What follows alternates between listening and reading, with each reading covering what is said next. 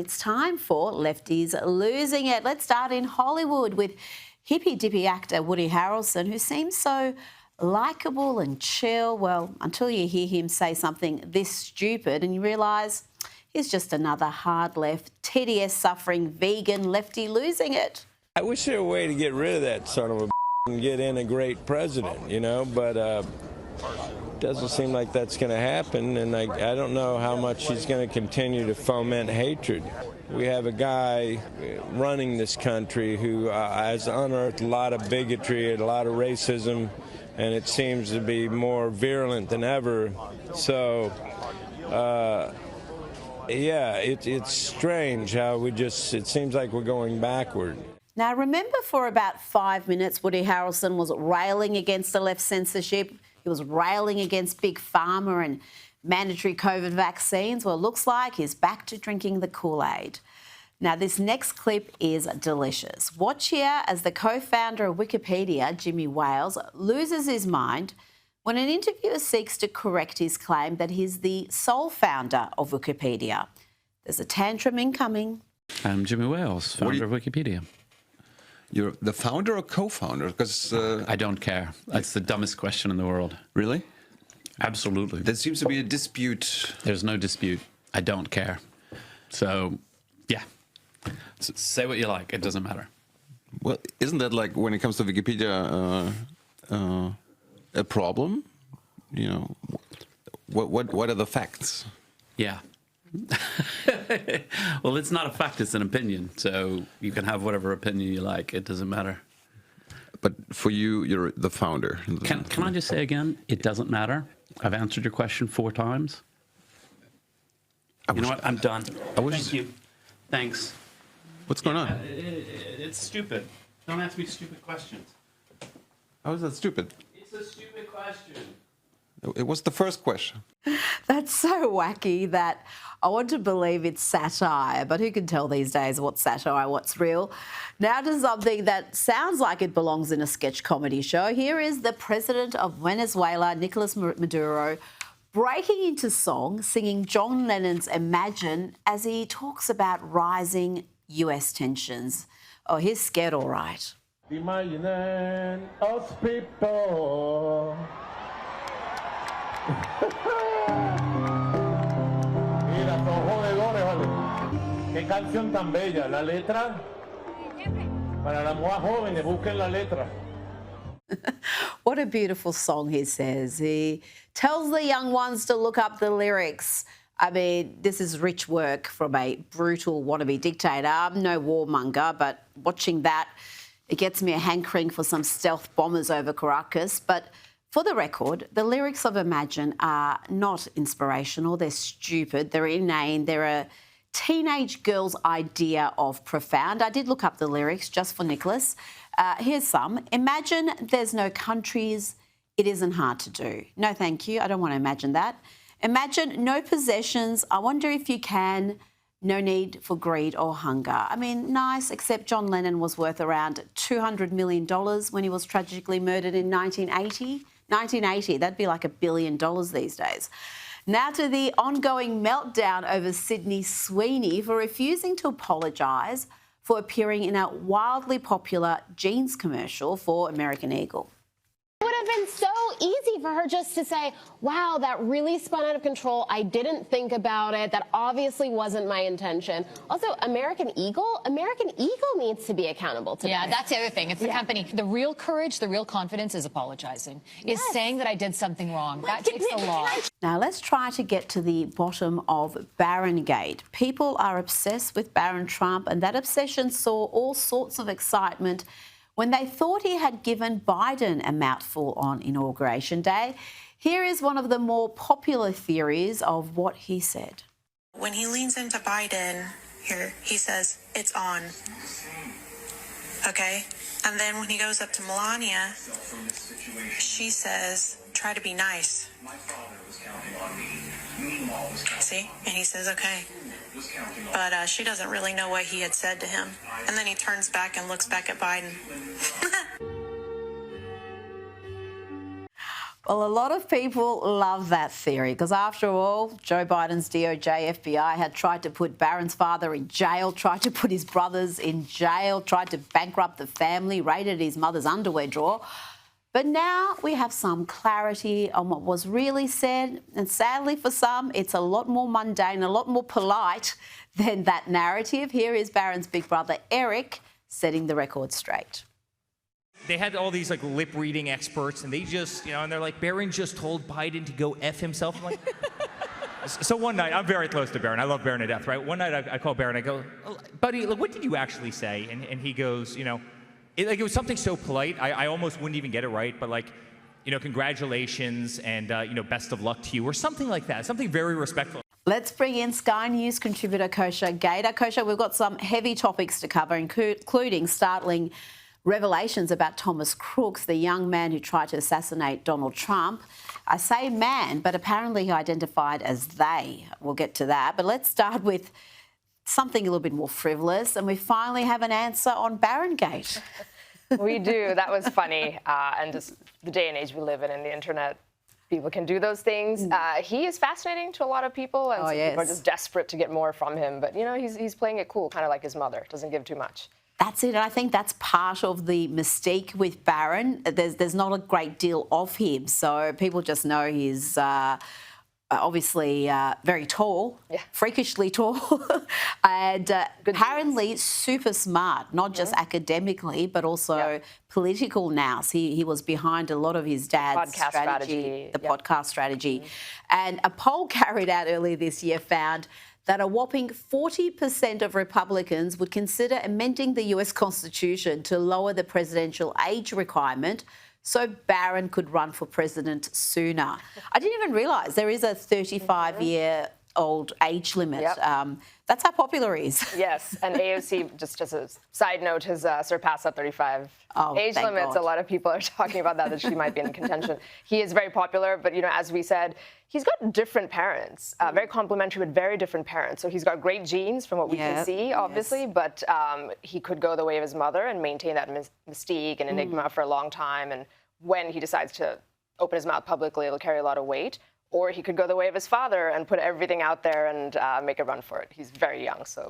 I wish I had the clip to play right now, but I've seen a little clip of him talking where he's being introduced to people, and he's very much in his father's style in how he communicates with people, which was fascinating to observe. Now, we've learned now a great deal more about Thomas Crooks. After months of nothing, this is the man who came a few millimetres from assassinating Donald Trump in Butler, Pennsylvania. His online accounts and posts have finally been revealed by Tucker Carlson, who carried out a forensic examination of his online footprint, including his violent statements. And then we had a big release of information by the FBI. The timing of the FBI release was rather curious, Kosha. But what have we learned about Thomas Crooks? So this investigation led by Tucker, allegedly he's a they-them, as you said at the top. A furry? Yep, a furry, which nobody knew what that was, by and large, until, unfortunately, Charlie Kirk's situation hit the news, and now we all know more about it than we ever wanted to, so that's another thing in there. We know he was also a very high IQ, as was Charlie Kirk's alleged assassin as well. These are like straight A students, very high intelligence, so that's maybe an ingredient in that as well. And then they sort of seem to just get captured by this sort of pornographic fetish type culture on the internet. Maybe they're a little bit on the spectrum, potentially. This is not me, speculating, but if you start to paint a picture, they get sucked into that vortex and then get radicalized. At least that's what we're seeing in these cases. Nashville shooter, the Minneapolis school shooter, all of them. There's just this epidemic of trans people playing, or trans-sympathetic people playing a role. And I have to think that the medicalization, we don't know the details with him, but if you start pumping the wrong hormones into somebody and all that, we don't know what it's doing with their mind and how it's messing with it. Well, with him, we don't have any suggestions yet that he was on any sort of treatments or hormones or anything, but the reports are that he did use they-them pronouns, as you said, and was on a website known for hosting pornographic furry material, F-U-R-R-Y. Google it. We're not going to go into descriptions here because, my God. Wow. And, yeah, Charlie Kirk's alleged killer was also involved in furry culture. Is it clear now, or do we have any sort of a picture of what or who radicalised Thomas Crooks? Not much. The internet analysis that folks like Tucker and others have done suggests he turned in 2020. That's when he took a turn. And before that, he maybe even was a little bit center-right. People think he would have been very young at that age, so who knows how deep he was politically. And then after 2020, just something happened. So again, it's all speculation. We know nothing about how deeply he was into that they-them thing. Was it just changing pronouns or something deeper? But it's not a good day for that, the activism around that issue, of course. And I'd say it's also not a great day for the FBI, just in general as an institution. People are very frustrated. Why is it taking a journalist coming out with these things to hear about it? And more transparency, please, faster. Absolutely, because people have been crying out for some transparency, some further information on what happened in Butler. There seem to be so many inconsistencies that the FBI could have sorted out. And when you don't give anybody any information, there's a vacuum and all sorts of conspiracy theories arise. And then within hours, basically, of Tucker Carlson unveiling all this information, the FBI released a lot of data as well. Forced to do it. And sometimes, okay, the argument is that you don't want to contaminate the jury pool or a prosecution that might be underway. Maybe. In this case, he's dead. So exactly. I mean, the only thing I could think of was if they are undertaking an investigation to see if there wasn't people who radicalised him, if he was paid or set up to do this, if there was any sort of complicity from anywhere else. But we haven't had any news of that. The Daily Mail reports, you mentioned Crooks' political opinions changing. They report his views shifted dramatically left around early 2020. Crooks reportedly called for anti-Trump supporters to conduct terrorism-style attacks against US government buildings, and he even outlined ways to sneak a bomb into a government building and set it off before anyone can see you. So again, you see some of this online material, some of the things he was posting, and you wonder how he wasn't visited by law enforcement earlier. I mean, this stuff is extreme. Yes, and that is actually another thing in a lot of the cases in the Charlie Kirk case too. After the fact, you do see some chatter in these Discord chats or chat rooms or what have you. And again, just if you look at the budget and the manpower and everything else that is at the disposal of the U.S. government with the FBI and every other agency, why are they not catching these things? And maybe that's an unfair expectation to put out there, but people are very unhappy with it because it seems to keep happening and it feels like we're always behind the 8 ball. Also, in 2020, the FBI was completely directed by the Biden administration to go after J6 and school boards and all of that. That was a waste of time when people were leaving footprints. Exactly. We had school mums who wanted to get gender madness out of the classroom being investigated, and then we've got individuals like this posting how-to guides on how to blow up buildings. And nothing. Now, let's talk about this feud between President Trump and Marjorie Taylor Greene. Actually, the president has a new name for her. Her life is in danger? Who's that? Marjorie Taylor Greene, she says. Marjorie Taylor Greene. I don't think her life is in danger. Frankly, I don't think anybody cares about her. She's going on The View. She's going on CNN, apologising, God knows for what. Well, here is a clue to what's behind all this tomfoolery. He didn't tell her not to run, but what she didn't say was that he sent her a poll privately, discreetly, and it had information in it. And it showed her down 20 points to John Ossoff. And so in politics, when you want to send a message to someone that you like or that has been an ally, you don't embarrass them publicly. You privately send them information and show them what the reality is. And so I think it's true that he didn't tell her not to run, but it's also true that he did her a big favor, which is to show her information that a candidacy statewide in Georgia for her would have been a disaster. It gives a little bit more information, a little bit more context. How do you see this? I think some of it could be just that personal political aspiration stuff, like what Scott Jennings was alluding to. Some of it is, I think, substantive disagreements on policy. It's unfortunate because generally they're in the same tent. It would be nice if we didn't have this firing squad internally on the right, but that's part of the process. The right likes to really battle ideas, and so that's what happens. She breaks with Trump, or has been breaking with Trump on a few issues. One is the Epstein files. Release it already, she's been saying, and was one of 2 Republicans who signed on to bill, and now Trump in the last 48 hours has said, yeah, let's release it. So she was right on that. She was right on that. Yeah. And I think she's closer, being a congresswoman, she's maybe closer to the base in her constituency, at least in Georgia. So she was hearing that probably more loudly than Trump was, I can assume.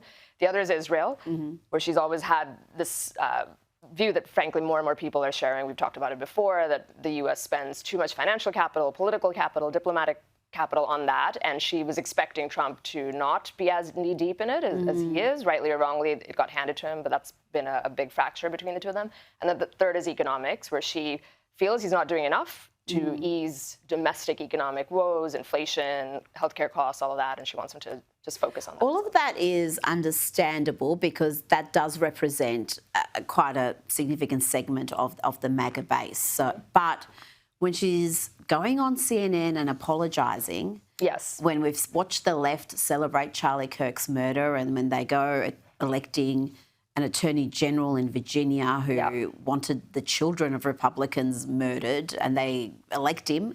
That was odd, and it wasn't like to me. That was just left a very bad taste. It was definitely off-brand for her too. So maybe it's because of the political aspirations, which she was trying to appeal more to the moderates. I don't know, but that one did not age well, and that name, Marjorie Taylor Greene, will stick because Trump is very good at nicknames. I mean, it's almost an obvious one, but wow. Yeah, it's going to stick. Oh, it's going to stick. That's the thing. Even if they make up, that is a ready-made nickname for anybody who wants to have a go at her. Now, the United Nations Security Council voted to adopt President Trump's peace deal earlier today and establish an international force to govern and secure the Gaza Strip. 13 countries on the Security Council supported the plan. 2, Russia and China, abstained, but kosher, they did not exercise their veto power. That's significant. Yes. This, you could say it's a symbolic gesture, what they did, because they can register their criticism. They said the deal is too ambiguous. It's going to end up favoring the U.S., which, well, the U.S. brokered it, so, fair enough. And a few other criticisms that they have on the substance of it without vetoing, because they didn't want to throw a wrench into this thing that finally we got to a place after a long, hard journey of peace, and hopefully it lasts. Also, it's interesting to note that they haven't really used their veto power too much on this issue. I was looking it up only 5 times between the two of them. And the U.S. has used it 50 times since the thing broke out, the conflict under both administrations, which goes back to that point of how much diplomatic capital the U.S. has used in this conflict. And those two, Russia and China, kind of want to keep it at arm's length, be opportunistic, be more pragmatic, I guess, in a way that serves their national interests without taking a strong position on either side. Now, let's talk about Poland. Polish Prime Minister Donald Tusk has described an explosion on the country's rail network near the Ukraine border as an unprecedented act of sabotage. And Russia is the leading suspect there, Kosha? Yes. So to me, this is another reminder that war rages on. We certainly didn't wrap it up in 24 hours, as I think was Trump had put out there during the campaign. And it's a very complex war. It's overt, it's covert, there's potential sabotage, false flags, like all sorts of things happening, multidimensional warfare. It reminded me of the Nord Stream pipeline blow-up, and we still don't conclusively know who was behind that. There are different theories. Was it the West? Was it Russia? There isn't actually global consensus on that. And so this is another one that reminded me of that. I've got a good idea with that one, I've got to say. I've got a suggestion here. Maybe Poland can unleash their new Trump-loving president, Karol Nawrocki, to find the culprits. Look how fit he is.